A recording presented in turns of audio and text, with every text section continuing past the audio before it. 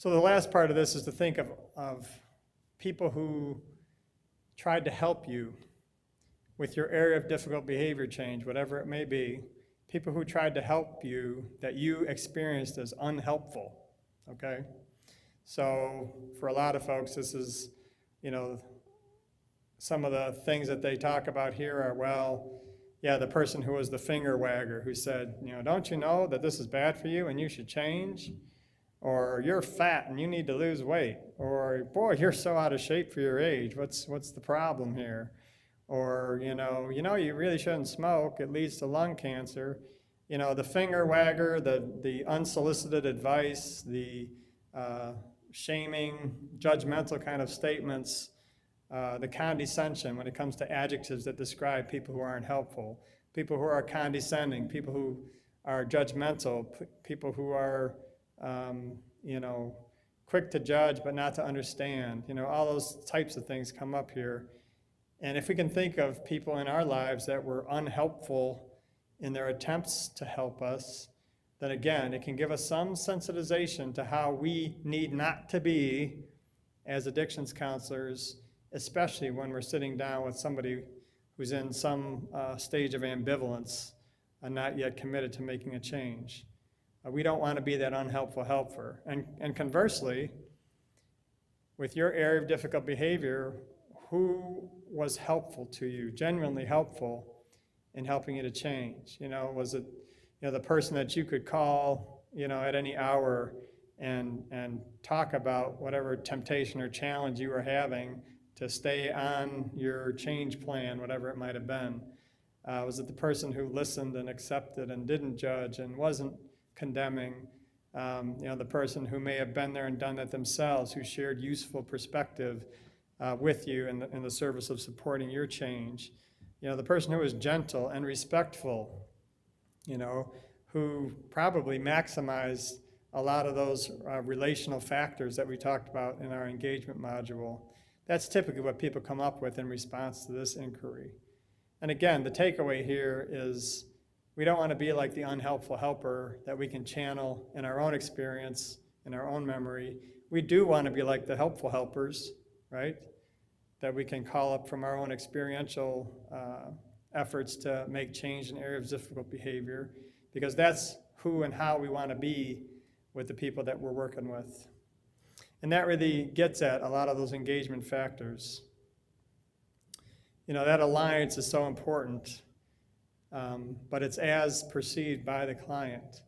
And so we want to be able to be that helpful helper for the person that we're working with to change in this area of difficult behavior known as addiction. Okay, so if we engage well, that means we've got a really solid connection, a good rapport. Then what happens next will happen effectively as well. And what happens next, according to this hierarchy that Miller and Rolnick kind of put out there in their most recent edition of their motivational interviewing book, that next stage is focusing. We get to find out what the client is a customer for. Now, if we ask that question first, without doing good engagement work, are we going to get necessarily an honest or a complete answer? Probably not. If you have an area of difficult behavior and you sit down with a stranger and they say, so, what problem do you have that you want to change? Are we going to feel safe enough, comfortable enough, necessarily not defensive, in order to disclose a complete and vulnerable feeling answer to that question with somebody who we just met? Probably not. That's why engagement is job one. You want that, as a counselor, you want to not be the person they just met. You want to have some relational capital going. You want to have some connection and some alliance built in order to bring down defenses, help the person feel safe, that you're somebody who can be trusted, somebody who's willing to share power and collaborate with them and view them as the best expert on their own life, somebody who's interested in their success and empowering them in that direction. You want to establish all that, and once that's established, then you have a much better chance of getting an honest answer to the inquiry of what the person is there for. What do they really want, right? And it may not be what they think you want to hear. It may not be a direct, focused addiction recovery goal, right? I want to become clean and sober because recovery is a great thing, rah, rah. Well, some people might come with that, but a lot of people don't. A lot of people come with, I want to reduce my use, in the example given earlier, so that the family court can deem me a fit parent and I can not lose custody of my child or get my child back out of foster care. That's what I want. The whole addiction treatment thing is secondary to that primary goal. And that primary goal is what the person is internally motivated for. Is that worth going there and doing that with them? Absolutely, right? That's the goal. And addiction treatment becomes the objective that helps get the thing that they really want, that goal. Is that wrong or bad or less effective than if the addiction, sobriety, recovery was the primary goal? Not necessarily. You want to tap into that which the person is internally motivated to move toward. And if you can identify what those internally motivating factors are, then that's where the power is to accomplish the difficult behavior change that is a prerequisite to gaining what's really meaningful for that person. So as that, using that example, the person is really a customer for getting their kid back from foster care, then you've got a candidate for doing what it takes to make that goal happen. And if part of what it takes to make that goal happen is, going through some substance abuse treatment and getting some reduced use or some clean time in order to make the best case to family court that person's a fit parent, great. You know what the client is a customer for, and you've got some things that you can help them with to move toward what they indeed are a customer for. And if we don't know the answer to this question for every single one of the clients that you work with, you really need to go find out. Because if you don't know the answer to this question, what is each of my clients a customer for, then what that probably exposes is that you are the one who came up with what you think, or you speculate, or you assume that they're a customer for, without ever having heard that or found that out directly from them. And it's important to go back and figure that out with each person if your treatment is going to be optimally effective. So, in terms of focusing, getting that clarity, obviously there are some techniques and some discussion that has to be involved that can take advantage of motivational enhancement kind of strategies or techniques or skills. And so these initial kind of opening skills, sometimes they're called, are summarized in this acronym OARS, OARS, right, which is there to help us remember. So open-ended questions, affirmation, reflective listening, and summarization. So we're going to work our way through each of these OARS skills next. So here's a little tongue-in-cheek humor relief. What if, the CEO says to his executive leadership team, what if, and I know this sounds kooky, we actually communicated with our clients? Ooh, now there's a game changer, right?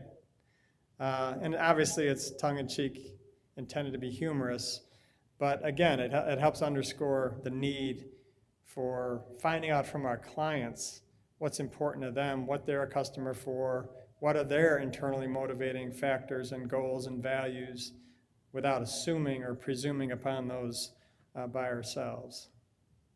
And open-ended questions is one strategic way to find out what those things are, right? As mentioned earlier, when I ask a closed-ended question, I'm going to get a data bit back that directly answers the closed-ended question. When I ask an open-ended question, what I'm more likely to get back from my client is the thing that they're most concerned about, the thing that's on the tip of their brain, the tip of their tongue. If I ask an open-ended question like, so, what brings you here today? Or so, what would you like to work on, that our services might be able to help you with? And you leave it open-ended, that invites the client to express that which is most important to them. Not that that happens every time or immediately necessarily, but the chances of them coming forth with that information are much higher than if you lead with your closed-ended question kind of checklist. So open-ended questions serve a number of good purposes. They tend to be responded with more expanded kind of information. You find out more about where your client's coming from and those internally important factors and intrinsic motivating factors, values, goals. It builds alliance, which is important, by establishing the back and forth of dialogue, right? If you've ever been, in a classroom with a teacher who's lecturing and talking down to you, that's not a dialogue, it's a monologue, and you're the recipient of the monologue. That doesn't build relationship in the same way that dialogue does, back and forth, sharing power, sharing airtime, right? In fact, in motivational work, it's suggested that the practitioner talk only 20% of the time and that the client talk 80% of the time. So you may want to think about your own existing style. When you sit down and have a session with somebody, who's talking what percentage of the time would be interesting to be aware of and consider. It's all about getting where the client's coming from. Not only those internal factors, but their view of the world, their view of what they think is going to be useful to them in treatment, and how do you find that out? Well, open-ended questioning is a lot higher chance of success of finding that out than closed-ended questions.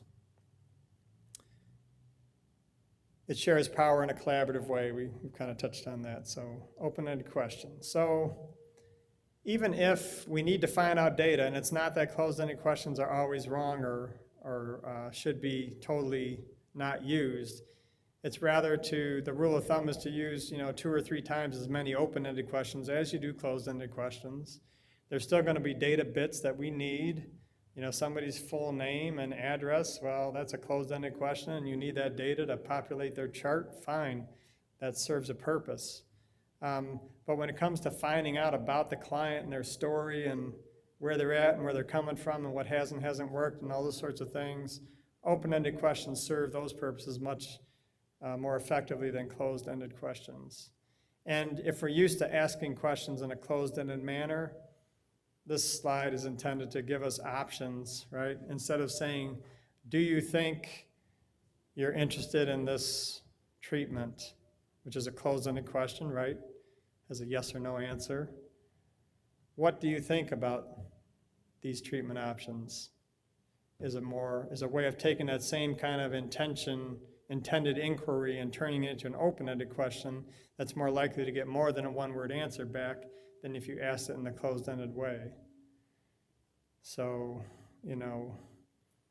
different language matters, and these are just some suggestions for you to consider if you're more used to or in the habit of using language that poses your questions or your inquiries as closed-ended. There may be some ways just to make an adjustment and make it a more open-ended inquiry with better results. So that's the O of the ORS acronym. The A is affirmation or affirmations. And this is really about validating the strengths of your client. If we want to be empowering, and we do, if we want to identify and bolster every strength that the client comes with, then it makes sense strategically to every time we hear about a strength, we want to affirm it, right? They have to be genuine, right? If you've ever been the recipient of a fake compliment or somebody trying to butter you up in order to manipulate you for something, then you probably know the difference between a genuine affirmation and a phony one. And the encouragement here is not to be phony, but rather to be genuine and authentic. Sometimes you may struggle to find something positive or something that communicates a strength on the part of your client, and that's real sometimes, but part of it is training our ears and our awareness to be able to notice and feedback affirmations whenever possible, even if it's, and this is one that I use a fair amount, even if it's something along the lines of, when somebody's telling you their story and they've been through an awful lot of hardship and really negative circumstances, it's entirely possible in a very genuine way to say, wow, you've really been through a lot. And I really respect the fact that after all you've been through, you've showed up today and are open to exploring how, we might be of service or how we may be able to work together. That's affirming. It's validating, right? You've been through a lot, and look, you're here. Wow. Not everybody has that strength. Not everybody has that perseverance. Some people may have given up, bailed out, opted out, whatever, and here this person isn't. So that can be an example of, you can find something to affirm as you're sensitized to the importance of it in order to empower your person, as well as the opportunity to communicate it. Thinking it is not enough, it has to be communicated.